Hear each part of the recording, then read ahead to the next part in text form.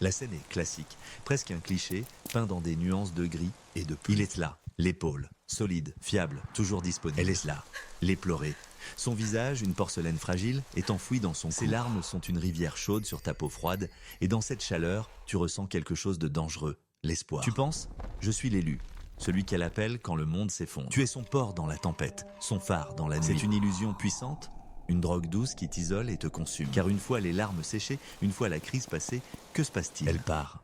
Elle retourne à sa vie, à celui qui était la cause de ses larmes. Et toi, tu restes là, un réceptacle vide, imprégné de sa tristesse, mais vidé de ta propre énergie. Ceci n'est pas un accident, c'est un schéma, un piège psychologique que tu as aidé à construire. Commençons par la vérité la plus brutale, tu n'es pas son ami. Un ami est un égal, une relation basée sur la réciprocité, le soutien mutuel. Ce que tu vis est une transaction. Tu fournis un service émotionnel gratuit. Tu es ce qu'on appelle un tampon émotionnel. Ta fonction est d'absorber sa négativité, sa peine, sa frustration, pour qu'elle puisse se sentir plus légère. Et une fois que le nettoyage est fait, ton utilité disparaît, jusqu'à la prochaine crise. Pourquoi le fais-tu ? La réponse se trouve dans un concept appelé le contrat secret. Dans ton esprit, tu as signé un accord avec elle, un accord dont elle n'a pas connaissance. Les termes sont simples, je t'offre mon soutien inconditionnel, mon temps, mon énergie. Et en retour, un jour, tu réaliseras que je suis celui qu'il te faut. Tu m'aimeras. C'est la stratégie du gentil garçon. Une stratégie de passivité, basée sur l'attente d'une récompense qui ne viendra jamais. Parce que tu n'as jamais établi tes intentions. Tu as joué le rôle de l'ami en espérant le prix de l'amant. De son point de vue,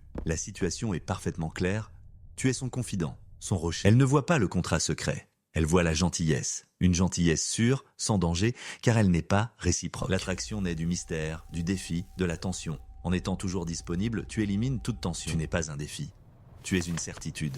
Et en amour, la certitude est l'ennemi du désir. Considérons l'histoire de l'ombre. C'est ainsi que nous l'appellerons. L'ombre était l'architecte de sa propre prison. Sa geôlière s'appelait Éléonore. Chaque coup de fil à 3 heures du matin était une nouvelle brique. J'ai encore rompu avec lui. Puis-je venir ? Et il disait oui, toujours. Il écoutait, il hochait la tête, il disait « tu mérites mieux ». Et dans son esprit, il criait « tu mérites moins ». Un jour, elle est arrivée, non pas en pleurs, mais radieuse. Il m'a demandé en mariage, a-t-elle dit « tu es le premier que j'appelle, n'est-ce pas merveilleux ?» Ce jour-là, l'ombre a compris. Il n'était pas le prochain chapitre, il était la note de bas de page. Il n'était pas le héros qui attendait dans les coulisses. Il était l'accessoire, le mouchoir qu'on utilise et qu'on jette. La transformation doit commencer. Elle doit être brutale, interne et totale. Étape 1. Accepter la vérité. Tu n'es pas une victime. Tu es un volontaire. Tu as choisi ce rôle en espérant un paiement qui n'était jamais promis.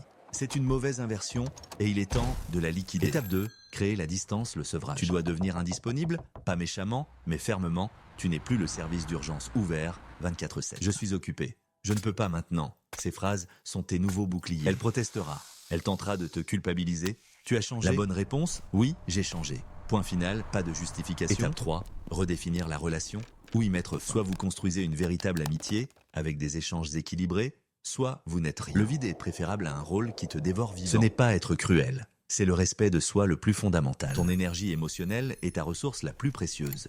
Tu es le seul gardien de ce trésor. Cesse d'être une station-service pour les cœurs brisés des autres. Deviens l'architecte de tes propres émotions, le souverain de ton propre royaume intérieur.